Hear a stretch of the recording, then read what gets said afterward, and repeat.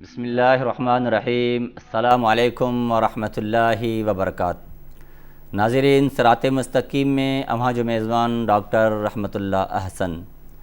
अॼु असां जंहिं मौज़ूअ ते तव्हां सां गुफ़्तगू कंदासीं, इहो मौज़ू तमामु अहम आहे। अल्लाह तबारक व तआला दीन इस्लाम खे कामिल ऐं मुकमल बणाए करे नबी करीम सल्लल्लाहु अलैहि वसल्लम जिन जे मथां नाज़िल फ़रमायो। हिन दीन इस्लाम जे अंदरि अल्लाह तबारक व तआला तमामु इंसाननि सां गॾोगॾु हिन दुनिया जे अंदरि जेके बि शख़्सियतूं, जेके बि शयूं मौजूदु आहिनि, सभिनी जा हक़ अल्लाह तबारक व तआला क़ुरान मजीद जे अंदरि ऐं नबी करीम सल्लल्लाहु अलैहि वसल्लम जिन जे ज़बान मुबारक सां बयानु फ़रमाया आहिनि। अॼु असां जंहिं टॉपिक ते, जंहिं मौज़ूअ ते गुफ़्तगू करण वारा आहियूं, इहो मौज़ू आहे औरतुनि जा हक़। जंहिं बि मुआशिरे जे अंदरि, कंहिं बि मुआशिरे खे असां तव्हां ॾिसूं त उन में औरत जो तमामु वॾो अहम किरदारु हूंदो आहे। हर मज़हब, हर दीन जे अंदरि औरतुनि जे हक़नि जी ॻाल्हि कई वञे थी पई। अॼु इन ते असां गुफ़्तगू कंदासीं। जंहिं ख़ासि महिमान खे असां हिन प्रोग्राम जे अंदरि मदू कयो आहे, असां उन जो तारुफ़ कराईंदा हलूं मौलाना सद्दाम हुसैन अबड़ो साहिब जिन। पाण मौलाना साहिब जिन मदीना यूनिवर्सिटी खां फ़ारिग़ आहिनि ऐं इल्म जे अंदरि ऐं शरई उसूलनि जे अंदरि ऐं शरई अहकामनि जे अंदरि तमामु ख़ासी दस्तरस रखनि था पिया। अस्सलामु अलैकुम वरहमतुल्लाहि वबरकातुहू।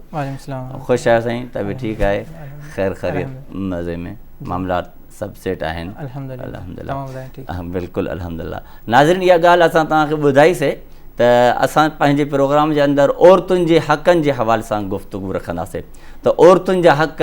इस्लाम कहिड़ा रखिया आहिनि ऐं दुनिया जा जेके बि मज़हब आहिनि, तहज़ीबूं आहिनि, कल्चर आहिनि, उन्हनि जे अंदरि औरतुनि खे कहिड़े क़िस्म जा हक़ ॾिना वञनि था पिया। सभ खां पहिरियों असां पंहिंजे मुअज़्ज़िज़ महिमान खां इन हवाले सां सुवालु कंदासीं, पुछा कंदासीं, नाज़रीन ताईं इल्मु पहुचाइण जी कोशिशि कंदासीं त मौलाना साहिबु,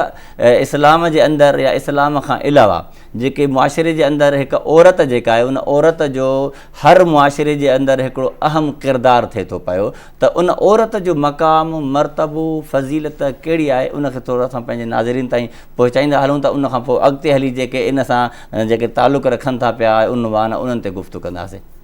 औज़ु बिल्लाहि मिनश शैतानिर रजीम। बिस्मिल्लाहिर रहमानिर रहीम। नहमदुहु व नसल्ली अला रसूलिहिल करीम। अम्मा बाद। रब्बि इश्रह ली सदरी व यस्सिर ली अमरी वहलुल उक़दतम मिन लिसानी यफ़क़हू क़ौली। रब्बि ज़िदनी इल्मा। अल्लाहुम्मा इन्नी असअलुका इल्मन नाफ़िअन व रिज़्क़न तय्यिबन व अमलन मुतक़ब्बला। First of all I would like to thank you Sain Rahmatullah साहब, तव्हां मूंखे हिते पंहिंजे शो में इनवाइट कयो ऐं तव्हां असांखे मौक़ो ॾिनो त असीं बि क़ुरान हदीस बयानु कयूं। ऐं आउं तव्हांखे ख़राज तहसीन पेश करणु चाहींदुसि। तव्हां अहिड़ो बहितरीनु प्रोग्राम कयो आहे जिथे जयद उलमा कराम अचनि था ऐं क़ुरान सुन्नत बयानु कनि था। हाणे साईं, तव्हांजे सवाल जे मुतलिक़ त इस्लाम में ऐं उनखां वधीक उन सिविलाइज़ेशन में औरतुनि खे कहिड़ा हक़ूक़ आहिनि, त सभिनीनि खां पहिरीं पाण इस्लाम खां पहिरीं पाण ॿी सिविलाइज़ेशन खे एनालिसिस था करियूं, कंपेरेटिव एनालिसिस कंदासीं पाण, ताकी पाण सम्झ में अचे त इस्लाम में कहिड़ी अहमियत आहे। छो जो अगरि का शइ हूंदी आहे, घर जी मुर्गी हूंदी आहे, दाल जे बराबरि हूंदी आहे, पाण खे हुनजी अहमियत जो अंदाज़ो न थींदो। त सभिनीनि खां पहिरीं जी दौरे जाहिलियत हो, उनखां पहिरीं बि सिविलाइज़ेशन हूंदी हुई, रोमन सिविलाइज़ेशन हूंदी हुई, पर्शियन सिविलाइज़ेशन हूंदी हुयूं, जेके फ़ारिस जी सिविलाइज़ेशन उर्दू या सिंधी में चइबो आहे। त उन सिविलाइज़ेशन में औरत जी जेकी हिकिड़ी का बि इज़त न हूंदी, उनखे इंसान बि न सम्झंदा हुआ, ॿी का बि शइ छॾियो उनखे पेरनि जी जुती सम्झंदा हुआ। उन दौर में टे शयूं हूंदियूं, 3W। इस्लाम खां अॻु औरत खे जेके बि कल्चर गुज़री चुका आहिनि, तहज़ीबूं गुज़रियूं आहिनि, उन जे अंदरि औरत जी काई हैसियत न हुई। जी, तव्हां बयानु उनखे इंसान ई न सम्झंदा हुआ। ऐं उन दौर में 3Ws जेका अहम हूंदा, वार, वाइन ऐं वुमेन, यानी इहे उन्हनि जे मर्दनि जी हिकिड़ी उनजी शहवत जो ऐं उन्हनि खे इंजॉयमेंट जो इहे ज़रिया हूंदा। उहो वार विढ़ंदा हुआ, जंगू विढ़ंदा हुआ, हा, ऐं वरी वाइन, शराब वग़ैरह, ऐं वुमेन सां उहे ज़्यादतियूं वग़ैरह कंदा हुआ, नाजाइज़ियूं कंदा हुआ ऐं ज़िना वग़ैरह, ऐं उन्हनि जा हुकूक जी पामाली हूंदी, उन्हनि खे इंसान ई न सम्झंदा हुआ, जानवरनि खां बि बदतर सलूक कंदा हुआ। त अहिड़ी तरह हर सिविलाइज़ेशन में, रोमन सिविलाइज़ेशन जेकी काफ़ी वॾी सिविलाइज़ेशन हुई, ऐं उनजे मुक़ाबले में जेकी पर्शियन सिविलाइज़ेशन हुई, उन हर सिविलाइज़ेशन में उन्हनि जो इहो ई हालात हूंदा त औरत ते ज़ुल्म थींदा हुआ, औरत हिकिड़ी मज़लूम हूंदी ऐं उन्हनि खे इंसान बि न सम्झो हूंदो। अहिड़ी तरह जेॾीमहिल दौरे जाहिलियत हो, नबी सल्लल्लाहु अलैहि वसल्लम खां थोरो अर्सो पहिरीं उनखे दौरे जाहिलियत चइबो आहे, त उन में बि औरत खे ज़िंदा दरगोर कयो वेंदो, जंहिंजो क़ुरान इन ज़िक्र कयो आहे त वइज़ल मऊदतु सुइलत बिअय्यि ज़म्बिन कुतिलत, त उनमें अल्लाह ताला फरमायो त नंढड़ी जेकी ॿार हूंदी हुई उनखां पुछो वेंदो उनखे छाजे करे ज़िंदा दरगोर कयो वियो, यानी क़यामत जी ॻाल्हि थी त अल्लाह तबारक व तआला पुछा कंदो त इहा औरत या नंढड़ी छोकिरी छो ऐं कहिड़े जुर्म में क़त्ल कई। इहा आयत दौरे जाहिलियती तरफ़ इशारो करे थी त उनमें इन्हनि जो इहो रिवाजु हूंदो हो त अरब जेका हूंदा हुआ उहे पंहिंजी नियाणियुनि खे ज़िंदा दरगोर करे छॾंदा हुआ। ऐं ॿी हिकिड़ी आयत में अल्लाह ताला फरमायो जेॾी महिल उन्हनि खे बशारत ॾिनी वेंदी त तव्हांजी नियाणी पैदा थिए त उनजो चहिरो लही वेंदो हो ऐं बिल्कुलु क़ुरान अल्फाज़ इस्तेमालु कयो उन चहिरो कारो थी वेंदो हो ऐं उहे सॼो ॾींहुं परेशान हूंदा त हाणे छा करियां की ज़िंदा दरगोर करियां या इहो घुट पी वठां। इन जो मतिलबु असांखे इहो सम्झ में अचे थो पियो, इन ॻाल्हि खे असां कंटिन्यू कंदासीं, अॻिते वधाईंदासीं। त नाज़रीन मौलाना साहिब जेका असांजे आॾो ॻाल्हि रखी त ज़माने जहिलियत जे अंदरि जंहिं घर में नियाणी पैदा थींदी हुई उहो घर वारा नियाणीअ जो वालिद जेको आहे मुंहुं लिकाए करे घुमंदो हुयो ऐं क़ुर चयो त वसदत वजूहुम, यानी उन चेहरा जेके आहिनि कारा थी वेंदा हुया, यानी शर्मिंदगी महसूसु कंदा हुया। यानी औरत यानी नियाणी औरत जॾहिं कंहिं घर में पैदा थींदी या ॿारड़ी घर में पैदा थींदी त उनखे पंहिंजे लाइ हिकु शर्म जो मक़ाम महसूसु कंदा हुया। त मां पंहिंजी ॻाल्हि खे अॻिते वधायो पिया इन हवाले सां। ऐं अहिड़ी तरह अगरि उते इन्हनि जी निकाह बि हूंदा हुआ त उनमें निकाह जो त अहिड़ो सिस्टम न हूंदो,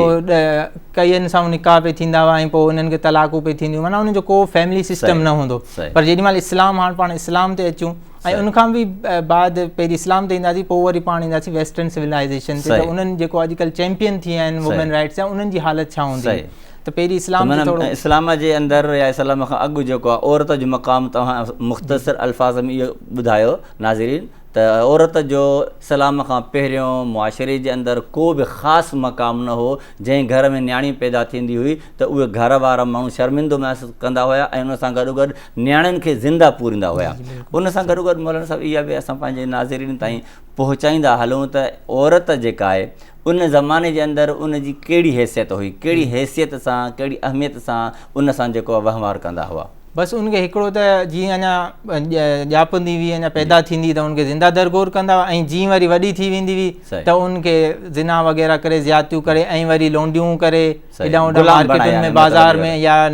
नाच ॻाइण में उन दौर में बि इहे थींदा हुआ महफ़िलूं नाच ॻाइण उन्हनि में उन्हनि खे एक्सप्लॉइट कंदा, उन्हनि खे ज़्यादतियूं थींदियूं ऐं उन्हनि खे बसि हिकिड़ी पंहिंजी जिनसी शहवत वग़ैरह ऐं नफ़सानी ख़्वाहिशात जे लाइ इस्तेमालु कंदा, न उनजी का इज़त हूंदी, न को उनजो एहतराम हूंदो, न उनजो मुक़ाम हूंदो, न उनजा का हुकूक हूंदा हुआ, उहे हुकूक सभु पामाल थींदा हुआ, न उहो किथे पंहिंजी दाद रसी करे सघंदी हुई। सही, इस्लाम खां अॻु जेके बि तहज़ीबूं हुयूं, ठीकु आहे, रोमन तहज़ीब हुई या हिंदी तहज़ीब आहे या चाइना तहज़ीब आहे, उन्हनि तहज़ीबनि जे अंदरि उनजो जेको रिलीजन आहे, उन जेके मज़हब आहिनि उन्हनि जे अंदरि बि छा इन्हनि औरतुनि जा हक़ जेके न रखिया विया हुआ। जी, उहो वरी पाण क्रिस्टियनिटी में ॾिसूं ऐं जुडाइज़म में ॾिसूं, यानी यहूदियत ऐं इनमें ईसाईयत में, त उनमें बि जेको बुनियादी नुक़्तो आहे न उनमें इहो आहे त औरत खे इन्हनि मौरूद इल्ज़ाम ठहिरायो आहे त हीउ शैतान इनखे वरगलायो ऐं हिन आदम अलैहिस्सलाम खे वरगलायो, जंहिंजी वजह सां उहो आदम अलैहिस्सलाम जन्नत मां निकिता। त उन्हनि जो मौरूद इल्ज़ाम जेको ठहिरायो उन औरत खे ठहिरायो, उतां ई शुरूआति थिए थी त पोइ औरत खे या को माना उहो ज़ुल्म ज़्यादती ऐं माना उन तहज़ीबुनि वारा माण्हू औरत खे ऐं आदम अलैहिस्सलाम खे जेको जन्नत मां कढण जो सबबु जेको इल्ज़ाम जेको लॻायो आहे उहो औरत ते लॻायो आहे ऐं औरत खे ई माना इन तरीक़े सां इल्ज़ाम लॻायो त असां हिन औरत जे करे ई हिन मुश्किलात में पिया आहियूं, ठीकु आहे, जन्नत मां कढिया विया आहियूं ऐं औरत जो मथां इहो सॼो इल्ज़ाम लॻाइनि था पिया। इन सां गॾोगॾु मौलाना साहिब इहा ॻाल्हि बि असां थोरो अॻिते पंहिंजे नाज़रीन ताईं पहुचाईंदा हलूं त इस्लाम जेको आहे औरतुनि जे हक़नि जे हवाले सां असांखे कहिड़ी तालीम ॾिए थो पियो। ऐं उनखां पहिरीं इंडियन सिविलाइज़ेशन जंहिंमें पाण इंडियन सब कॉन्टिनेंट में रहूं था, बर सगीर में, त इनजी बि ज़रूरी आहे, छो जो हिन इंडियन मुआशरे में जेको औरत जो जेॾी महिल हस्बैंड यानी उनजो शोहर मुड़ुस जेको वफ़ात पाए ईंदो त उनखे सती जेकी उन्हनि जी रस्म हूंदी हुई उहे उनखे ज़िंदा माना उनजो मुड़ुस मरी वियो ऐं उनखे वरी ॿाहिरि ॾेई ज़िंदा खे साड़े छॾींदा हुआ। इहो मतिलबु सभु इन विच में इहा असांखे ॿुधाईंदा हलो त इहा मौजूदा जदीद दौर जे अंदरि बि इहे रस्म रवाज बिल्कुलु इनखे ब्रिटिशर्स अची ख़तमु कयो, बाक़ाइदा कानून ठाहियो, इहे जेका अंग्रेज़ हूंदा हुआ पाण ते हुकुमरान हूंदा हुआ उन्हनि ई कानून ठाहियो त इहो हाणे बैन आहे हिन ते, न त उन्हनि ताईं प्रैक्टिस थींदी हुई। उन्हनि खे घणो साल थिया आहिनि, तक़रीबन 1900 47 में हितां विया आहिनि जॾहिं पाण खे आज़ादी मिली आहे, उनखां कुझु 50 साल पहिरीं उन्हनि इहो कानून ख़तमु कयो ऐं ब्रिटिशर हिते 90 साल रहिया त उनखां बसि 50 साल में उन्हनि इहो कानून पास कयो त हाणे इहे सती वग़ैरह बैन, न त उहो इहा प्रैक्टिस हलंदी रहंदी हुई, का एॾी पुराणी ॻाल्हि बि न आहे। सही, माना इन मतिलबु आहे त जेके हिंदी कल्चर जे अंदरि बि माना जेका औरत हूंदी जेकॾहिं उहा बेवा थींदी, उन मुड़ुसु मरी वेंदो त उनजे मुड़ुस सां गॾु गॾु उनजी चिता खे बि माना बाहि ॾेई छॾींदा हुया। उन सां गॾु मौलाना साहिबु इहा ॻाल्हि बि असां पंहिंजे नाज़रीन ताईं ॿुधाईंदा हलूं, जॾहिं औरत जे मक़ाम जी उनजे मर्तबे जी जॾहिं ॻाल्हि थिए थी पई त हिन वक़्तु मुकमल दीन आहे जेको अल्लाह तबारक व तआला क़ुरान मजीद जे अंदरि इरशाद फरमायो आहे त अल-यौम अकमलतु लकुम दीनकुम व अतममतु अलैकुम निअमती व रदीतु लकुमुल इस्लाम दीना, यानी इस्लाम अल्लाह जी नेमत आहे। हिन अल्लाह जी नेमत इस्लाम जे अंदरि अल्लाह तबारक व तआला औरत जे हक़नि जी कहिड़े क़िस्म जी इंसाननि खे जेका ताक़ीद फरमायो आहे। जी जी साईं, हाणे पाण पहिरीं सम्झोसीं की ॿियनि सिविलाइज़ेशन में औरत खे इंसान ई न सम्झंदा, त हाणे इस्लाम में छा मुक़ाम आहे, त उनजे बारे में सभिनीनि खां पहिरीं अल्लाह ताला जेको आहे इक्वालिटी जो राइट ॾिनो आहे, त बराबरी आहे, औरत ऐं मर्द बराबरि आहे। इहो ॿिए मज़हबनि में पाण खे नथो मिले। जीअं मूं ॿुधायो त उनखे इंसान ई न सम्झंदा हुआ ऐं उन्हनि खे थोरो इन ॻाल्हि खे असां वज़ाहत सां कंदा आहियूं, इक्वलिटी बराबरी कहिड़े अंदाज़ में, बराबरी जो मतिलबु इहो आहे त जीअं मर्द आहे उहे साॻई हक़ औरत जा बि आहिनि, इहे विरासत में अॻिते ईंदासीं, तव्हां थोरो हिन खे वज़ाहत कयो। इक्वालिटी जो मतिलबु इहो आहे माना हुकूक जेका आहिनि बराबरि आहिनि पर साॻिया न आहिनि। जीअं इक्विटी हिकिड़ो लफ़्ज़ अचे थो त मानी इम्पार्शियलिटी ऐं फेयरनेस हुजे, जंहिंमें यानी ॿिन्हिनि खे हुकूक मिलनि। हाणे ज़ाहिर ॻाल्हि आहे जी मर्द जो मुक़ाबिलो रेसलिंग जो थिए थो त उनमें हिते अॼु जा जेका वेस्टर्न सिविलाइज़ेशन उहे बि ईअं नथा चवनि त मर्द जो मुक़ाबिलो औरत सां रेसलिंग में करायो, क्रिकेट में ॿिन्हिनि जो अलॻि अलॻि मुक़ाबिलो ई थींदो आहे, औरत जो औरत सां थींदो आहे, मर्द जो मर्द सां थींदो आहे। अहिड़ी तरह त इस्लाम जेका राइट्स ॾिना आहिनि ईअं ॾिना आहिनि, माना औरतनि खे पंहिंजा हुकूक आहिनि, मर्दनि खे पंहिंजा हुकूक आहिनि, कंहिंमें औरत खे फज़ीलत आहे, औरत मर्दनि जे हुकूक खे किरास नथी करे सघे, मर्द औरत जे हक़नि खे किरास नथो करे सघे। ॿिन्हिनि खे पंहिंजी लिमिट्स में रहणो खपे ऐं ॿिन्हिनि खे पंहिंजे हुकूक जा एतिराम करणा खपनि। त अल्लाह ताला फरमायो क़ुरान में त या अय्युहन्नास इन्ना ख़लक़नाकुम मिन ज़करिन व उन्सा वजअलनाकुम शुऊबन व क़बाइल लितअरफू इन अक्रमकुम इंदल्लाहि अतकाकुम। अल्लाह ताला फरमाए थो असां तव्हांखे हिकु इंसान ऐं हिकु औरत ऐं हिकु मर्द मां बनायो ऐं तव्हांखे क़बाइल में असां विरायो ताकी तव्हांजो तारुफ़ थिए। अल्लाह ताला फरमायो त जेको तक़वा आहे बुनियाद आहे उहा आहे फज़ीलत जी बुनियाद तक़वा आहे। इहो न आहे त मर्द आहे तंहिंजी फज़ीलत जी बुनियाद आहे, औरत आहे त उनजी हर कंहिंजी फज़ीलत पंहिंजी जॻह ते। त अहिड़ी तरह इस्लाम में हर तरह जा औरत खे ॾिना विया हुकूक माउ जे ज़रिए ऐं धीउ जे ज़रिए। पोइ ते इंशाअल्लाह आहिस्ते आहिस्ते पाण गुफ़्तगू कंदासीं त औरत माउ जा कहिड़ा हुकूक आहिनि ऐं धीउ जा कहिड़ा आहिनि ऐं जेका ज़ालूं आहिनि उन्हनि जा कहिड़ा हुकूक आहिनि। त इंशाअल्लाह इन हवाले सां थोरो असां पंहिंजे नाज़रीन खे इहा ॻाल्हि बि ॿुधाईंदा हलूं त अल्लाह तबारक व तआला जेके औरतुनि जे हक़नि में सभ खां अहम हक़ जेको रखियो आहे, या बराबरी जे एतबार खां कहिड़ो फ़र्क़ु आहे मर्द ऐं औरत जे अंदरि, इहो अवाम जा ॾो असांजे मुस्लमाननि जा ॾो ऐं ख़ासि तौर ते असांजे पाकिस्तानी मुस्लमाननि ऐं पाकिस्तानियुनि जा ॾो इहा ॻाल्हि असां वाज़े तौर ते बयानु करण जी उन्हनि खे सम्झाइण जी कोशिशि कयूं त मर्द ऐं औरत जे फ़र्क़ में को वॾो जेको फ़र्क़ु आहे उहो कहिड़ो आहे,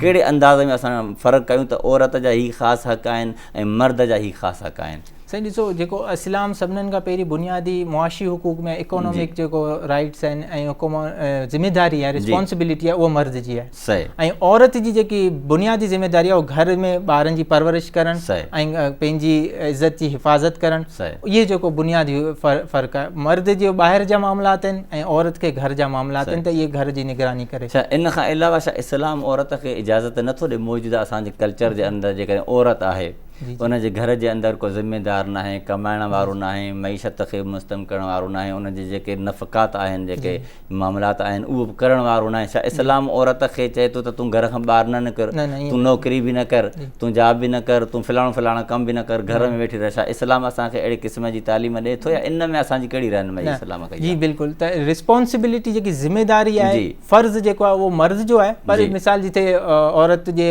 घर में को कमाइण वारो न आहे या अगरि हालात अहिड़ा तंग आहिनि जीअं अॼुकल्ह महांगाई जो दौरु आहे, त औरत जेकी आहे पंहिंजे शरई तक़ाज़े में रही करे पंहिंजो शरई पर्दे वग़ैरह में रही करे पंहिंजो जॉब वग़ैरह करे सघे। इन जी मिसाल सभिनीनि खां पहिरीं बीबी ख़दीजा रज़ी अल्लाह उन्हनि जेका आहे रज़ी अल्लाह अन्हा उम्मुल मोमिनीन आहे, नबी सल्लल्लाहु अलैहि वसल्लम जी घरवारी आहे, हिकिड़ी बिज़नेस वूमेन हुई यानी कारोबारी ख़ातून हुई ऐं नबी सल्लल्लाहु अलैहि वसल्लम खे उन्हनि मोकिलियो सीरिया यानी शाम, काफ़िलो खणी विया पाण सल्लल्लाहु अलैहि वसल्लम ऐं उहो पंहिंजे इन्हनि जो बिज़नेस कंदा हुआ। त अहिड़ी तरह ॿियूं बि जेकियूं ख़वातीन आहिनि इंशाअल्लाह अॻियां हली ॿुधाईंदसि तव्हांखे त जेको शिफ़ा बिनत अब्दुल्ला हुई उनखे अज़त उमर मार्केट प्लेस में इंस्पेक्टर यानी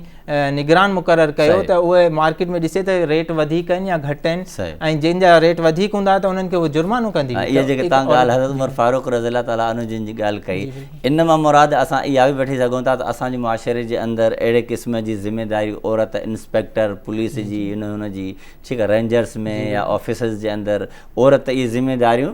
खणी सघनि थियूं, उहे माना क्लेम करे सघनि थियूं ऐं दवा बि करे सघनि थियूं त असांखे बि अहिड़े क़िस्म जी नौकिरी ॾिनी वञे, असां बि पंहिंजा फ़राइज़ अदा करे सघूं था। इहा इस्लाम उनखे इजाज़त इन तरह बिल्कुलु अहिड़ी तरह समरा रज़ी अल्लाह अन्हा उहो मक्का में बि मार्केट इंस्पेक्टर, अहिड़ी तरह जेका ॿियूं बि साहबियात हुयूं अब्दुल्ला इब्न मसूद जी घर वारियूं उहे पंहिंजा कारोबार बिज़नेस कंदियूं, हर कंहिंजा बाग वग़ैरह बि हूंदा हुआ, कुझु में बाग हूंदा हुआ, कुझु माल मवेशी हूंदियूं, इंडिपेंडेंट हूंदियूं, उहे पंहिंजो कारोबार कंदियूं हुयूं ऐं जेको उन दौर में हूंदो हो हिसाब सां उहे पंहिंजो गुज़र सफ़र कंदियूं हुयूं मर्दनि सां बि गॾु यानी पंहिंजे शौहरनि सां गॾु, ऐं कुझु इंडिपेंडेंट बेवा वग़ैरह हूंदियूं उहे इंडिपेंडेंट कंदियूं हुयूं। मौजूदा दौर जे अंदरि जेकॾहिं असांजे ऑफिसिस जे अंदरि कंहिं बि ऑफिस में असां कमु कयूं था, कॉलेजनि जे अंदरि यूनिवर्सिटियुनि जे अंदरि या कॉल सेंटर आहिनि, उते बि माना जेकॾहिं शिफ्टनि में मुस्लिम मुआशरे जूं छोकिरियूं या ख़वातीन दफ़्तरनि में कमु करणु चाहिनि त इस्लाम उन जे मथां कहिड़े क़िस्म जी पाबंदी लॻाए थो पियो ऐं जेकॾहिं इजाज़त ॾिए थो त कहिड़े हद ताईं इजाज़त ॾिए थो त जीअं असांजे मुस्लिम मुआशरे जे ख़वातीन खे इहे ॻाल्हियूं सम्झ में अचनि त उन्हनि जूं जेके बाउंड्रीज़ आहिनि, उन्हनि जूं जेके हदूं आहिनि उहे कहिड़ी तरी आहिनि ऐं कहिड़ियूं आहिनि। जी डाक्टर साहब तव्हां तमामु बहितरीनु सवालु कयो, जो अॼुकल्ह जी ज़रूरत इहा ई आहे जो महांगाई जो दौरु आहे, त इन करे इस्लाम जेको बुनियादी शर्त ॾिनी आहे उहा आहे शरई तक़ाज़नि में रही करे उहो कमु करे, पंहिंजो शरई पर्दो करे ऐं जेको इख़्तिलात एॾो न हुजे जो हिक ॿिए जा माना नाजाइज़ हैरासमेंट ऑफ वर्क प्लेस अॼुकल्ह थिए थो, कानून पास थिया आहिनि, यानी हर इदारे में जेको कानून आहे त हैरासमेंट न थिए यानी उन ते का ज़्यादती न थिए, का अहिड़ा वर्ड्स बि न चया वञनि जंहिंसां उनजी दिलि आज़ारी थिए, त इहे सभु शयूं पाण मद्देनज़र रखणियूं खपनि जंहिंमें औरत जा हुकूक पामाल न थियनि, कमु भले करे अगरि पर शरई तक़ाज़ुनि में रही पर्दे जे मुताबिक़ करे पंहिंजो थोरी हिनखे असां वज़ाहत कयूं शरई तक़ाज़ा कहिड़ा आहिनि, छा त असांजे मुआशरे जे अंदरि नाज़रीन रहूं था पिया पाकिस्तान जे अंदरि ऐं ख़ासि करे सिंध जे अंदरि ऐं हिन मौजूदा जदीद ज़माने जे अंदरि मर्द ऐं ख़वातीन ॿई गॾे करे घर खे हलाइण जी कोशिशि कनि था पिया। मौजूदा हालात जे अंदरि इहो सिर्फ़ु पाकिस्तान जो मसइलो न आहे मौलाना साहिबु, इहो पूरी दुनिया जो मसइलो, त उहे कहिड़ा क़वानीन आहिनि, उहे कहिड़ा शराइत आहिनि, औरत उन्हनि शर्तनि खे मलहूज़ रखी करे घर खां निकिरे ऑफिसनि में कमु करे। जीअं ड्रेस जे बारे में अचे थो, लिबास जे बारे में त एॾो तंग न हुजे, एॾो लाइट न हुजे ऐं उनजे मथां उनजो हिजाब हुजे ऐं निकाब, कुझु उलमा हिजाब में इनमें चवनि था त हथ जो ऐं पेरनि जी इजाज़त ऐं कुझु वरी चहिरे जो इख़्तिलाफ़ आहे, बहरहाल उन ॻाल्हि में पाण नथा वञूं, पर हिजाब ऐं निकाब वग़ैरह करे ऐं मर्दनि खां एतिरो इख़्तिलात उनजो घणो न हुजे जेको उन्हनि जी हैरेसमेंट वग़ैरह थिए या कुझु अफेयर्स वग़ैरह जीअं अॼुकल्ह जा माहौल आहिनि उन्हनि खे दिलि आज़ारी थिए, उन्हनि जी इज़त ते का हर्फ़ अचे। इस्लाम चाहे थो त उन्हनि जी इज़त जी हिफ़ाज़त थिए ऐं उन्हनि खे हिकिड़ो सिक्योर माहौल ॾिनो वञे जंहिंमें उनमें उहे भले कमु करे सघनि। त इन माना शरई तक़ाज़नि में इहो ई आहे हिजाब वग़ैरह हुजे ऐं जेको और मर्दनि सां एतिरो इख़्तिलात घणो न हुजे। मौलाना साहिबु इहा ॻाल्हि बि असां पंहिंजे नाज़रीन ताईं पहुचाईंदा हलूं त इस्लाम जेके औरतुनि जे हक़नि जे अंदरि जेका तक़सीम कई आहे, उन हक़नि जे तक़सीम जे अंदरि अल्लाह तबारक व तआला औरतुनि जे हक़नि में जेके विरासत जा जेके उसूल ॿुधाया आहिनि उन में किन शयुनि खे मद्देनज़र रखी करे अल्लाह तबारक व तआला क़ुर में फ़रमायो न सूरह निसा जे अंदरि यूसिकुमुल्लाहु फ़ी औलादिकुम लिज़कर मिस्लु हज़्ज़िल उनसयैन, माना मर्द जे निस्बत औरत खे अधु हिसो मिलंदो। त इहो उनजी माना वजह छा आहे? उहा औरत हुजण जे करे अल्लाह तबारक व तआला उनखे अधु हिसो ॾिनो आहे, उनजे पोयां को हिकिड़ो ॿियो फ़लसफ़ो आहे। इहो बि हिकिड़ो तव्हां बहितरीनु सवालु कयो, छो जो जीअं अॼुकल्ह इस्लाम जे ख़िलाफ़ु जेको वेस्टर्न मीडिया प्रोपेगेंडा कंदी आहे टेररिज़म जो ऐं दहशतगर्दी जो ऐं एक्सट्रीमिज़म इंतिहा पसंदी जो ऐं सेक्टेरिज़म जो, पर उनखां पहिरीं जेॾी महिल हीअ अञा 9/11 न थियो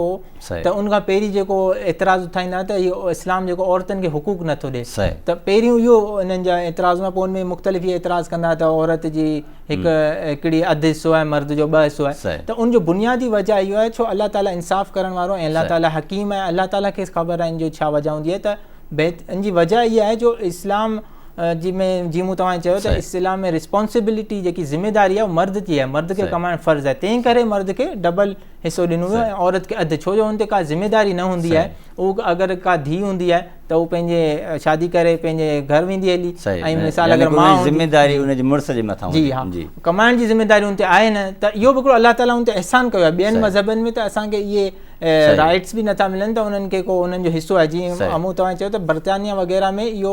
जेको राइट्स मिलियो इनहेरिटेंस जो 1870 में मिलियो, ऐं अहिड़ी तरह वोटिंग राइट्स ते पाण अचूं त जेको 19th अमेंडमेंट थी US कॉन्स्टिट्यूशन में 1920 में उन्हनि खे पॉलिटिकल राइट मिलियो वोट करण जो। त अहिड़ी तरह जॾहिं त इस्लाम में पहिरीं ई उन्हनि खे बैत जो हक़ मौजूदु हो, पॉलिटिकल राइट मिलियल हुआ, उन्हनि खे सियासी हुकूक हासिलु हुआ। ऐं अहिड़ी तरह तव्हांखे अगरि पॉलिटिकल राइट्स जे बारे में ॿुधायां त हज़रत उमर रज़ी अल्लाह अन्हु जेॾी महिल का बि ख़ुतबा वग़ैरह ॾींदा, हिकु दफ़ा उन्हनि चयो त असां महर खे हिकु फिक्स करे छॾियूं, छो जो काफ़ी औरतूं महर जो काफ़ी मुतालबो करियूं, त हिकिड़ी औरत उथी बीठी ऐं उमर रज़ी अल्लाह अन्हु तव्हां केरु था थियो इन महर खे फिक्स तव्हां केरु थींदा जंहिं महर खे अल्लाह तबारक व तआला ऐं नबी सल्लल्लाहु अलैहि वसल्लम जिन फिक्स न कयो आहे, महदूद न कयो आहे, तव्हां उनखे महदूद छो था कयो? अल्लाह ताला उनखे क़ुर में चयो त अगरि किंतार बि वठनि, यानी अज़ीम पहाड़ बि वठनि, तॾहिं बि तव्हां हिनखे ॾेई सघो था। त उन पोइ हज़रत उमर जी माशाअल्लाह छा शान आहे, उन्हनि बि चयो त उमर ग़लति आहे ऐं तव्हां सही हो। इहा आजिज़ी असांजे हुक्मराननि में हुई, मतिलबु लेकिन उन्हनि खे अहिड़ो माहौल मुहैया कयो वियो जंहिंमें उहे पंहिंजी आवाज़ बुलंद कंदा, उनमें फ्रीडम ऑफ एक्सप्रेशन ॾिनल हुई। ऐं अहिड़ी तरह नबी सल्लल्लाहु अलैहि वसल्लम जे दौर में बि कई ख़वातीन जेकियूं हुयूं हज़रत नबी सल्लल्लाहु अलैहि वसल्लम खे चवंदियूं हुयूं त असांखे मर्द हर वक़्तु तव्हां सां सवाल था कनि, असांखे हिकिड़ो ॾींहुं मुक़ररु कयो जेको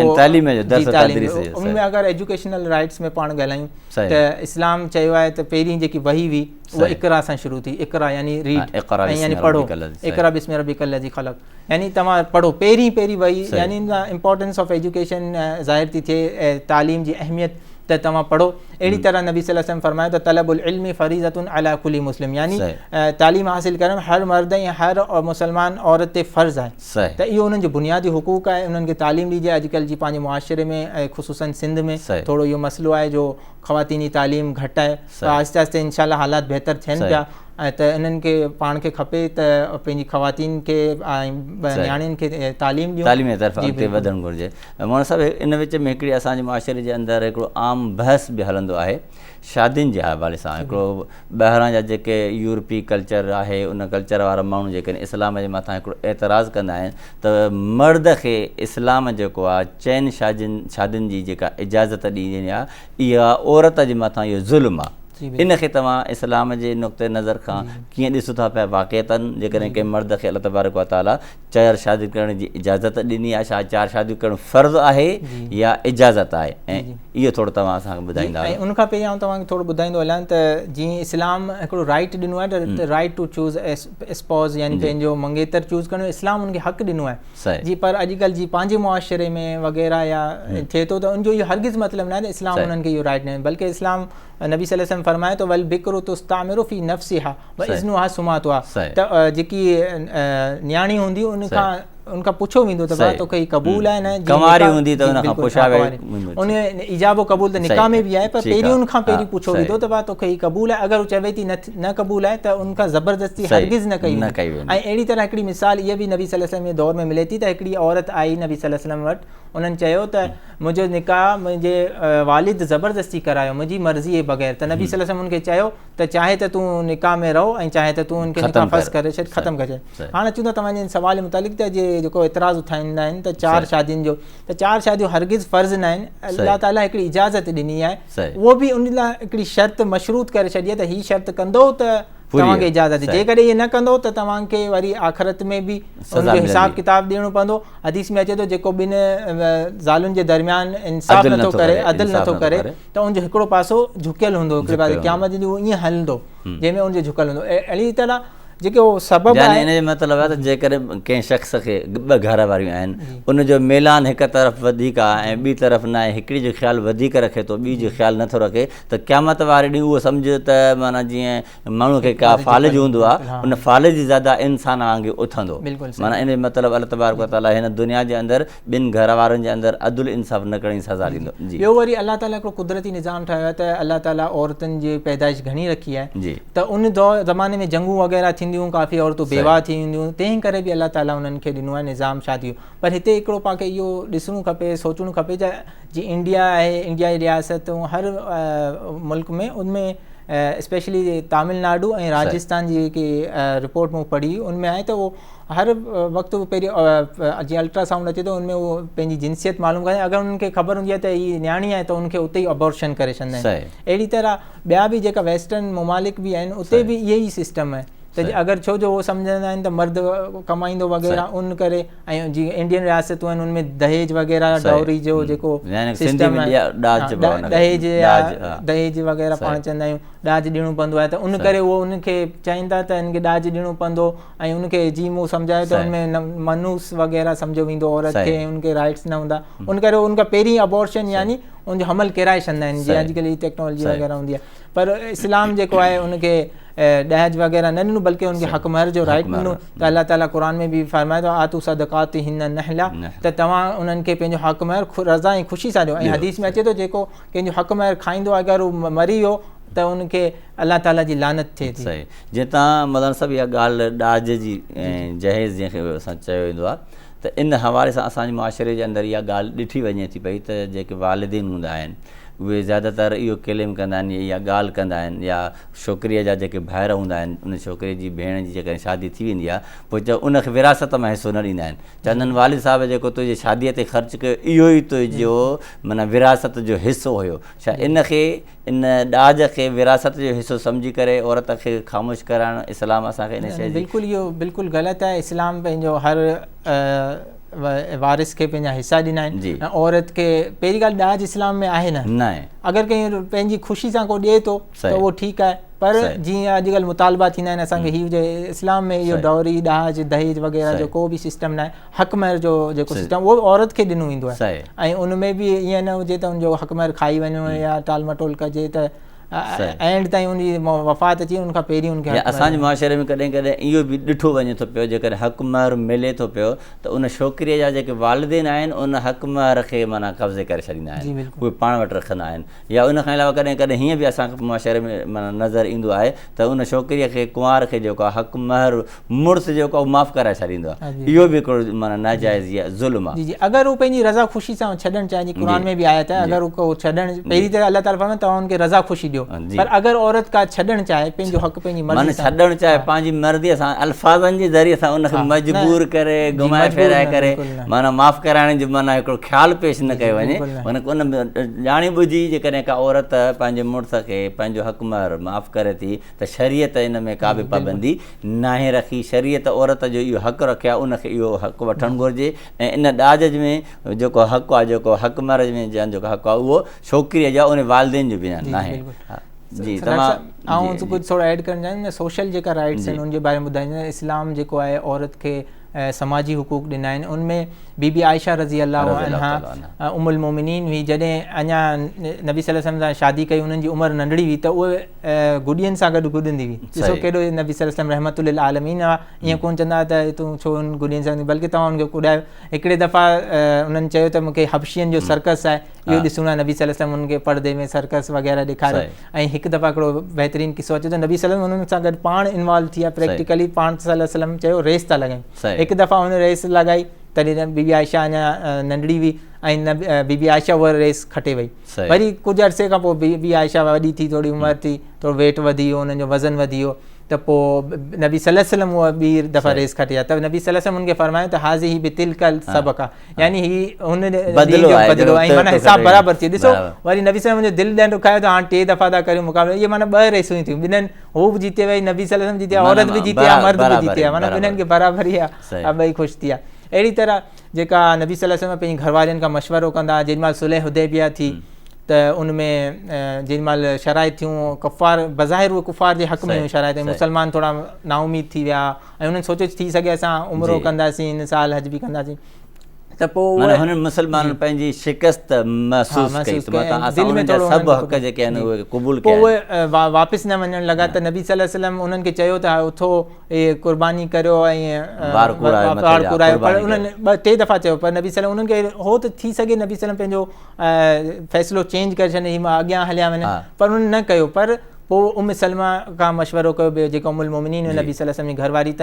सलमा चयो त तव्हां पाण प्रैक्टिकली हिननि खे इहो करे ॾेखारियो, तव्हां कुर्बानी करियो ऐं पंहिंजा वार कूड़ियो। पोइ नबी सल्लल्लाहु अलैहि वसल्लम अमल कयो ऐं पोइ सहाबा किराम ते अमल कयो। ॾिसो त हिन में मशवरे जी केॾी अहमियत आहे, त ज़ाल खे इहो मशवरो ॾियणो आहे। ऐं हिकिड़ो जेको आहे मिसकनसेप्शन बि दूरि कंदो रहां, त हदीस में अचे थो त नबी सल्लल्लाहु अलैहि वसल्लम फरमायो त नाक़िसातुल अक़ल ऐं नाक़िसातुद दीन, उन ते थोरो एतिराज़ उठाईंदा आहिनि। त उन में इहो आहे जो नबी सल्लल्लाहु अलैहि वसल्लम खां पहिरीं नबी सल्लल्लाहु अलैहि वसल्लम फरमायो तव्हां मुड़ुसनि जी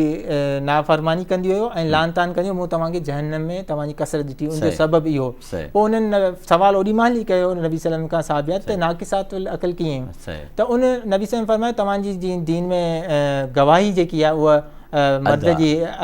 डबल आहे, तव्हांजी अधु आहे, त इहो तव्हांजो अक़ल जो नुक़्स थियो। ऐं ॿियो जेको आहे दीन जो उनमें माना मख़सूस अयाम में तव्हांखे नमाज़ वग़ैरह नथी पढ़णी पए ऐं रोज़ा बि। नाक़िसातुद्दीन मां मुराद नाज़रीन इहा त जेकॾहिं रोज़ो आहे, रोज़े जे अंदरि जेकॾहिं औरत रोज़ा रखे थी पई, उन में जेकॾहिं औरत जी मख़सूस अयाम में माहवारी अची वेंदा आहिनि, त पोइ उन में औरत रोज़ो न रखंदी आहे, नमाज़ बि न पढ़ंदी आहे, त नाक़िसात दीन में अची थो वञे। पर इनजो इहो हरगिज़ मतिलबु आहे नबी सल्लल्लाहु अलैहि वसल्लम फरमाईंदा तव्हां कमु कयो, कुझु माण्हू जो तर्जुमो कंदा आहिनि कमु तर्जुमो ग़लति आहे, इहो ग़लति आहे, बल्कि हिन में इहो आहे त तव्हांखे ज़िमेदारी घटि आहे। जीअं तव्हांखे जीअं हिकिड़ी मर्द लाइ आहे त हिकिड़ी गवाही ॾींदो, औरत लाइ अधु, यानी 2 औरतूं गवाह हुजनि, उहो मामलात में आहे सिर्फ़ु, जेका मामलात में छो इकोनॉमिक मामलात मर्द घणा ॼाणींदो आहे, मार्केट जा औरत घणी ॼाणींदी आहे, अल्लाह ताला इहो एहसान आहे, यानी उहा औरत ते एतिरो बर्डन न रखियो। 2 औरतूं थींदियूं त उनखे कहिड़ो नुक़सानु थींदो, पाण हुनखे फ़ाइदो आहे त किथे उनखे न बि ॾियणो पए। हिकिड़ी ॿी हुनजी कॾहिं डराईंदा आहिनि, धमकाईंदा आहिनि, अहिड़ी तरह क़त्ल जे मामलात में बि सेंसिटिव मामलात हूंदा आहिनि, संगीन, त उनमें उनखे कंहिंखे धमकी ईंदी त उहो डिॼी वञे, त उते बि फरमायो त औरत। ऐं कई अहिड़ी जॻहियूं आहिनि जिते मर्द ऐं औरत जी गवाही बराबरि आहे, त इन में अलाह ताला उन्हनि ते पाण रहमत कई त उन्हनि ते बर्डन वग़ैरह बोझ घटि हुजे।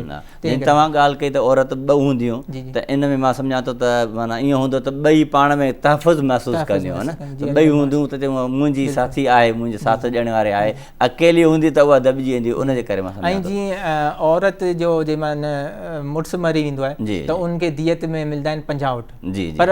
औरत मुड़ुसु मरी वञे त उनजे मुड़ुसु औरत खे मिलंदा 100। त ॾिसो इन में औरत खे फ़ाइदो आहे की या मर्द जो फ़ाइदो, औरत खे इन हवाले सां औरत जो फ़ाइदो आहे बिल्कुलु। ऐं अहिड़ी तरह जंहिं महिल को नंढो ॿारु ॼापंदो आहे त ॿार लाइ छोकिरे लाइ 2 ज़बा करणा था पवनि ऐं न्याणी लाइ हिकिड़ो, त उते अलाह ताला उन्हनि ते बर्डन घटि रखियो, एहसान रखियो। त इन खां अलावा सभु इहा ॻाल्हि बि असांजे मुआशिरे जे अंदरि पंहिंजे नौजवान तबिके खे ऐं वालिदेन खे बि असां ॿुधाईंदा हलूं। इन हवाले सां इस्लाम औरत खे इन शइ जी इजाज़त ॾिए थो पियो त औरत पंहिंजी मर्ज़ीअ सां पाण शादी करे, इन जी तरफ़ थोरो जेकॾहिं असां तवजो ॾियूं त इस्लाम जी तइलीम इन हवाले सां कहिड़ी आहे? जी मूं जीअं पहिरीं अर्ज़ु कयो त इस्लाम में पंहिंजी मर्ज़ी जी उनखे हक़ु आहे, असुल आहे, त उहो पंहिंजो ॿुधाए त मां हिते शादी कंदीसि, अगरि उनखां पुछियो वञे त उहो ॿुधाए। ऐं पर ॿी जेकी हदीस आहे नबी सल्लल्लाहु अलैहि वसल्लम, ला निकाह इल्ला बि वली जी मर्ज़ी खां सिवा जी कोर्ट मैरिज वग़ैरह थियनि था, उहो वली जी मर्ज़ी खां थियनि था, उहो ग़लति आहे। पर उन में उहो ई पहलू अची थो वञे त वली जेको आहे उन सां नाजाइज़ी न करे, उनजी ज़बरदस्ती शादी न करे, अगरि उनखे को माण्हू सही आहे तहक़ीक़ात करे, ॿिन्हिनि खे फरीक़नि खे, जीअं औरत पीउ माउ जे मथां बि माना ज़िमेदारी आहे ऐं औलाद जे मथां बि ज़िमेदारी आहे, ॿई हिक ॿिए जे मशवरे सां हलनि, बिल्कुलु ॿई बैलेंस हुजनि, हू हुन ते ज़ुल्म न करे ऐं हू बि उनजी पामाली न करे, त उनजी इज़त उछालंदी करे कोर्ट मैरिज करे या भॼी करे निकाह करे, उहो बि ग़लति आहे। मगर इन विच में हिकिड़ी मूंखे बुखारी जी हदीस मां हिकिड़ी हदीस में यादि अचे थो पियो त नबी करीम सल्लल्लाहु अलैहि वसल्लम जिन फरमाया अन-नज़र इलल मख़तूबा, जी जी इन जो मतिलबु छा आहे इहो असां पंहिंजे नाज़रीन खे ॿुधाईंदा हलूं त नबी करीम सल्लल्लाहु अलैहि वसल्लम जिन फरमायो आहे त जेकॾहिं तव्हां कंहिं शादीअ जो को पैगाम मोकिलियो आहे कंहिं ख़ानदान में कंहिं घर में त उन छोकिरीअ खे उन औरत खे तव्हां ॾिसी सघो था। इन जा कहिड़ा इन जे बारे में इहो ई आहे त नबी साईं फरमायो त जॾहिं तव्हां कंहिंसां निकाह करो हिकु नज़र ज़रूरु उनखे ॾिसो। छो उनमें वरी आख़िर में तव्हांखे न मसइलो थिए हुनखे बि मसइलो न थिए ताकी सॼी ज़िंदगी तव्हां पाण में गुज़ारे। पर इन जो इहो मतिलबु न आहे कुझु माण्हू जी डेट लॻाईंदा आहिनि या ॿाहिरि वञी महरम जे इन्वॉल्वमेंट में हिकिड़ी गैदरिंग में ही उहे हिक ॿिए खे ॾिसंदा शरई तक़ाज़नि में, ईअं न त वञी किथे रेस्टोरेंट में मिलनि या ॿाहिरि गैर महरम जी मौजूदगी में। तंहिं करे उन में इहो आहे त उनखे इजाज़त आहे ॿिन्हिनि फरीक़नि खे, औरत खे बि इहो हक़ आहे मर्द खे बि, औरत बि ॾिसे बिल्कुलु छो जो उनखां पोइ ऐं मर्द बि ॾिसे ऐं पोइ ॿिन्हिनि जी रज़ामंदी हुजे त पोइ निकाह। असांजे मुआशिरे जे अंदरि मौलाना साहिबु इहा ॻाल्हि आम सम्झी वेंदी आहे त जेकॾहिं मङणी थी वई त उहे सम्झंदा आहिनि असांजो निकाह थी वियो, पोइ गॾु घुमंदा आहिनि उथंदा वेहंदा आहिनि, माना जीअं ज़ाल मुड़ुस जो मामिलो हूंदो आहे, माना एतिरो पाण खे आज़ादु सम्झंदा आहिनि। त इन जो मङणीअ जो इस्लाम जे अंदरि मङणी जो इस्लाम में को अहिड़ो ज़िक्र न आहे, यानी बसि हिकिड़ी ॻाल्हि पकी थिए उहो, पर इस्लाम में असल शइ निकाह जो बंधन हूंदो त पोइ जेसिताईं निकाह न आहे थियो तेसि ताईं माना उहे माना हिक ॿिए ते हलाल न आहिनि, जाइज़ न आहे, उहे ॿई गॾु घुमी न। अहिड़ी तरह जी हींअर ज़िक्र थियो पियो शादियुनि जो हुकूक, त इस्लाम हिकिड़ो ॿियो वैराइटी ॾिनो त उनखे खुला जो हक़ हासिलु आहे। ऐं जीअं क्रिश्चियनिटी में त तलाक ई कोन्हे, डाइवोर्स ई न आहे, पर इहो इस्लाम उन्हनि खे हक़ ॾिनो जी ॿई अगरि हिन मौजूदा जदीद ज़माने जे अंदरि बि जेकॾहिं का औरत आहे क्रिश्चियनिटी सां कंहिं ईसाई मज़हब सां तालुक़ु रखे थी, हज़रत ईसा अलैहिस्सलाम जी फॉलोअर आहे ऐं बाइबल मुक़दस खे पढ़नि था पिया, त मौजूदा ज़माने जे अंदरि बि जदीद दौर जे अंदरि बि जेकॾहिं का औरत आहे उहा सम्झे थी त मुंहिंजो मुड़ुसु मूं ते ज़ुल्म थो करे, मां हुन सां नथी रही सघां, ऐं छोकिरीअ जा वालिदेन बि सम्झनि था, त पोइ उन्हनि जे हवाले सां छा उहे अलहदगी इख़्तियार करे सघनि था पिया। उन्हनि खे इस्लाम जहिड़ी असांखे इजाज़त ॾिनी आहे खुले जी, उन्हनि वटि इहो आहे रवैयो। उन्हनि क्रिश्चियनिटी मज़हब में ईसाईयत में इहो न आहे कानून, तलाक जो डाइवोर्स जो सिस्टम न को मर्द ॾेई सघे थो न को औरत वठी सघे, पर माना सॼी ज़िंदगी माना निभाइणो आहे। पर इस्लाम इहो डाइवोर्स जो राइट ख़ुसूसन त मर्द खे ॾिनो, पर तलाक तफ़वीज़ यानी अगरि निकाह में लिखाए थी त उनखे राइट हासिलु हुजे त उनखे बि हासिलु आहे। पर जेकॾहिं उहो खुला वठे ऐं कोर्ट में वञी चए, काज़ी जीअं पहिरीं सिस्टम हूंदा हुआ त उनमें उन वटि वञी करे पंहिंजो अलहदगी इख़्तियार करे सघनि था। अहिड़ी तरह जी हींअर ज़िक्र थियो पियो क्रिश्चियनिटी जो, हिकिड़ो अञा बि इन ते आउं ॿुधाईंदो हलां त हिकिड़ो सुवाल उथारींदा आहिनि त मर्द खे और हक़ हासिलु हूंदो आहे त ईसाई छोकिरी सां शादी करे, पर जेको मुसलमान औरत आहे उनखे ईसाई मर्द सां या अहिड़े किताब सां इहो हक़ छो न हासिलु हूंदो आहे? उनजी बुनियादी वजह इहा आहे छो जो जीअं औरत ते थोरी जिस्मानी तरह कमज़ोर हूंदी आहे ऐं हिकिड़े ॿिए मुआशिरे में वञे थी, ईमानी तौर बि कमज़ोर थी वेंदी, ईअं न त उनजे दीन खे नुक़सानु पहुचे। छो थी सघे उते वञी गुस्ताखी करनि पंहिंजे पैगम्बर जी ऐं पोइ वरी उन ते उनखे नुक़सानु पहुचाए। पर मर्द जीअं कवि हूंदो आहे, उहो औरत एतिरो, जीअं अॼुकल्ह कुझु औरतूं बि कवि हूंदियूं आहिनि, पर अमूमन जेको मिज़ाज ॾिसिजे त मर्द अगरि का औरत उनजी गुस्ताखी वग़ैरह कंदी का मज़हब जी त पोइ उनखे तलाक ॾेई सघे थो, पर औरत पोइ वरी उनमें फांसी वेंदी त उनजी का गुस्ताखी करे या उन ते बि ज़ुल्म करे, शरीयत जा तक़ाज़ा हूंदा आहिनि पूरो, इन करे औरत खे चयो वियो त तव्हां ईसाई मज़हब वारे सां न चाहियो कयो। पर उनमें बि हिकिड़ो इहो बुनियादी शर्त आहे त उहो ईसाई जेको हूंदो आहे अलाह ताला सां शिरक वग़ैरह न कंदो हुजे, अलाह खे मञंदो हुजे, ऐं मुशरिक त मुशरिक सां निकाह मुशरिक नबी करीम सल्लल्लाहु अलैहि वसल्लम जे ज़माने में बि जेके ईसाईयत सां माना कंदा हुया, उनखे फॉलो कंदा हुया हज़रत ईसा अलैहिस्सलाम जे रिलीजन खे, मज़हब खे, त उहे बि त उन दौर में मुशरिक ई छॾिबा न, त उनखे ॿियो को नालो न, उन्हनि खे अहले किताब वग़ैरह चयो वेंदो, ईसाई ऐं यहूदी जेके हूंदा उन्हनि खे अहले किताब उज़ैर इब्नुल्लाह, ईसा इब्नुल्लाह, इहो पोइ वरी उहो अलाह सां गॾु शिरक कंदा, पर बेसिकली उन्हनि जो नालो जेको हूंदो अहले किताब हूंदो। पोइ वरी जेको अगरि को शिरक कंदो आहे उहो उज़ैर, पर कोई अहिड़ा बि ईसाई हूंदा हुआ जेका अलाह खां अलाह जो पुटु न मञंदा हुआ। इन विच में हिकिड़ो सुवाल ज़हन में पैदा थिए थो पियो, जॾहिं असां इन सभिनी औरतुनि जे हुकूक जे बारे सां जेको गुफ़्तगू पंहिंजे नाज़रीन जे आॾो रखी आहे, हिकिड़ो सुवाल ज़हन जे अंदरि हीअ बि अचे थो, बस माण्हू ज़हन जे अंदरि सुवाल पुछा बि कंदा आहिनि, चवंदा बि आहिनि त औरत खे हक़ हुक्मरानी, जीअं ख़लीफ़ो, 4 ख़लीफ़ा हज़रत अबू बकर सिद्दीक़, उमर फारूक, उस्मान गनी रज़ियल्लाहु तआला अन्हु, हज़रत अली, मुसलमाननि जे अंदरि इस्लामी रियासतुनि जे अंदरि ख़िलाफ़तुनि जे अंदरि मुस्लिम औरत खे अल्लाह तबारक व तआला या शरीयत मुहम्मद या इहो हक़ ॾिनो आहे त उहा ख़लीफ़ो थिए या हाकिम थिए, इन हवाले सां इस्लाम असांखे कहिड़ी तालीम ॾिए थो पियो? जी, इन सां गॾु ई हिकिड़ो ॿियो सुवाल बि ऐड करे सघूं त का औरत पैगम्बर छो न थी, इहो बि सुवाल अक्सर उन करे इहो आहे जो जीअं अल्लाह ताला जेके भी पैगंबर वग़ैरह मोकिलिया ऐं ख़लीफ़ा बि जेके थिया आहिनि अञा ताईं कोई बि औरत ख़लीफ़ा न थी। उनजी बुनियादी वजह इहा आहे छो जो ख़लीफ़ो जेको हूंदो आहे मुसलमाननि जो इमाम हूंदो आहे, उहो मस्जिद में वञी नमाज़ पढ़ण जो फ़र्ज़ु हूंदो आहे, त उहो उते इमामत कंदो, औरत जी मख़सूस ॾींहंनि में नमाज़ नथी पढ़ी सघे त इन करे उहो इमामत बि कीअं कराईंदी। वरी अगरि औरत अगरि इमाम थींदी उन्हनि जी त मर्दनि जी तवजह उन तरफ़ वेंदी, तंहिं करे इन खे ऐं उनजी घर जी ज़िमेदारी आहे, उन परवरिश ॿारनि जी उहा उन्हनि जी ज़िमेदारी आहे। मर्द जी ज़िमेदारी उन्हनि जा इकोनॉमिक राइट्स, पॉलिटिकल राइट्स, उहे ज़िमेदारियूं उन्हनि खे ॾिसो। इन करे अलाह ताला उनखे औरत खे चयो त इहो ख़लीफ़ा वग़ैरह न थी सघंदी। पर जीअं मूं मिसाल ॾिनी शिफ़ा बिनत अब्दुल्ला जी, त मार्केट प्लेस में इंस्पेक्टर हुई ऐं ॿिया जेका यानी ख़िलाफ़त वारी ज़िमेदारी असां इन खे आसान अल्फाज़ में हीअं चऊं, वज़ीर आज़म नथी थी सघे औरत, बाक़ी ॿियूं विज़ारत वठी सघे थी, ॿिया उहिदा वठी सघे। ऐं उनमें हिकिड़ो इहो बि आहे छो जो जीअं हिकिड़ो माण्हू हूंदो आहे अॼुकल्ह जे दौर में ॾिसजे जीअं थिए थो त उन मर्दनि सां इख़्तिलात थिए थो, हिक ॿिए सां हथु मिलाइनि था। इस्लाम में आहे त गैर महरम सां तव्हां हथु नथा मिलाए सघो, ऐं अहिड़ी तरह हिन में सीक्रेट मीटिंग्स थींदियूं आहिनि ॿ सरबराहन मुल्क जे सरबराहनि जूं, त हिकिड़े केॾी महिल ख़ासि कमरे में अकेलाई में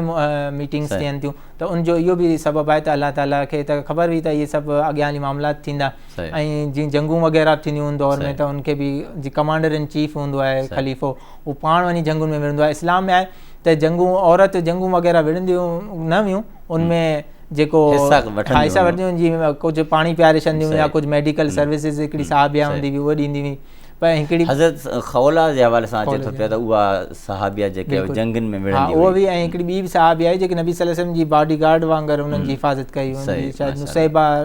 रज़ी अल्लाह अन्हा नालो हो, त उहे जंगुनि में ईअं ख़िदमत ॾींदियूं। पर अहिड़ी तरह हिकिड़ो जंगुनि सां ज़िक्र आयो त अमेरिका में पहिरीं इहो कानून न हूंदो, पोइ बाद में 1990 में हिकिड़ो आहिस्ते आहिस्ते थियो आहे, उन्हनि खे राइट्स ॾिना विया। पोइ 1990 में हिकिड़ो उन्हनि जो कन्वेंशन थियो, उनमें कन्वेंशन में ई 90 ख़वातीन सां ज़्यादती थी, उन्हनि अमेरिकन फ़ौजियुनि ज़्यादती कई। ॾिसो तंहिं करे इस्लाम उन्हनि खे चवे थो त इख़्तिलात एतिरो न हुजे जो उन्हनि जी हुकूक जी पामाली थिए, उन्हनि सां ज़्यादती थिए। इन विच में जेको मां तव्हां खां सुवाल कयो ख़िलाफ़त जो, तव्हां वरी हिकिड़ो ॿियो ई हिन में सुवाल पैदा कयो हुयो त रिसालत अल्लाह तबारक व तआला जेको आहे न ख़ातून खे, औरत खे नबी ऐं रसूल न बणायो। इहो बि असांजे मग़रिबी कल्चर ऐं जदीद क़िस्म जे जेके ज़हनियत रखंदड़ माण्हू आहिनि उन्हनि हिकिड़ो सुवाल मुस्लमान खां कयो वेंदो आहे त भला अल्लाह तबारक व तआला औरत खे नबी छो न बणायो। इन जे बारे में इहो ई आहे त जो अल्लाह ताला जी पैगंबर हूंदा हुआ इस्लाम जा, उन्हनि ते तकलीफ़ूं बि ईंदियूं, उन्हनि खे मारींदा बि हुआ, कईनि अहिड़नि खे क़त्ल कयो बनी इसराइल जे नबियनि खे, उन्हनि खे क़त्ल कयो, ऐं नबी सल्लल्लाहु अलैहि वसल्लम खे बि ताइफ़ जे मैदान में लहू लुहान कयो। त हिकिड़ी औरत खे अगरि करणो आहे त उन्हनि जा कपिड़ा फाड़े छॾंदा, जीअं मुशरिकीन ऐं उन्हनि ते कई आज़माइशूं अचनि त अल्लाह ताला उनखे इन करे बचाए करे उनखे चयो त इहा ज़िमेदारी मर्दनि खे ॾिनी वञे, ऐं औरत ते माना हिकिड़ो रहमत ई आहे छो जो उहा उन्हनि ते का तकलीफ़ूं न ईंदियूं। बाक़ी बीबी मरियम रज़ी अल्लाह अन्हा जेकी जन्नती आहे, ऐं आसिया जेकी आसिया बिनत मुज़ाहिम फ़िरौन जी ज़ाल, त उहा घरवारी उनखे अल्लाह ताला जन्नत जो बीबी फ़ातिमा रज़ी अल्लाह जन्नतनि जी औरतुनि जी सरदार आहे, ऐं बीबी आयशा जी बि वॾी फ़ज़ीलत आहे। असांजो गुफ़्तगू माशाअल्लाह तमामु बहितरीनु अंदाज़ में हले पियो। नाज़रीन, इहे जेके बि ॻाल्हियूं हुयूं इस्लाम जे हवाले सां जेके माण्हुनि जे ज़हन जे अंदरि ग़लति ॻाल्हियूं वेठल आहिनि, असां कोशिशि कईसीं त इन ॻाल्हियुनि ते गुफ़्तगू कयूं। असां पंहिंजे मुअज़्ज़ज़ महिमान मौलाना सदाम हुसैन अबुड़ साहिब जिन जो तमामु वॾो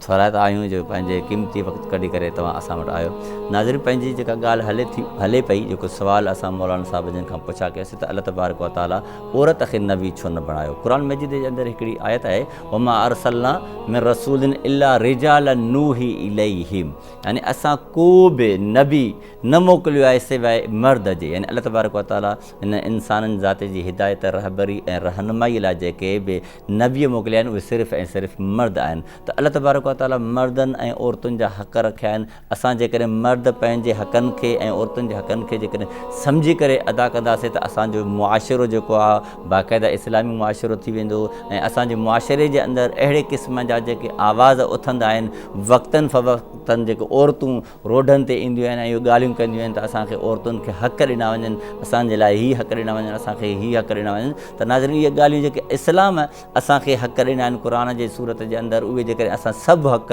मर्द औरतुनि खे ॾियूं त पोइ अहिड़े क़िस्म जा आवाज़ असांखे ॿुधण में न ईंदा। इहे सभु ॻाल्हियूं असांखे दीन इस्लाम ॿुधायूं आहिनि। इनशा अल्लाह अॻिते बि कंहिं प्रोग्राम जे अंदरि अहिड़े अंदाज़ में, अहिड़े तरीक़े सां कंहिं सुठे मौज़ूअ ते गुफ़्तगू कंदासीं। हींअर पंहिंजे मेज़बान डॉक्टर रहमतुल्लाह अहसन खे इजाज़त ॾींदा, वरी मिलंदासीं कंहिं नए महिमान ऐं नए मौज़ूअ सां। अस्सलामु अलैकुम वरहमतुल्लाहि वबरकातुहू।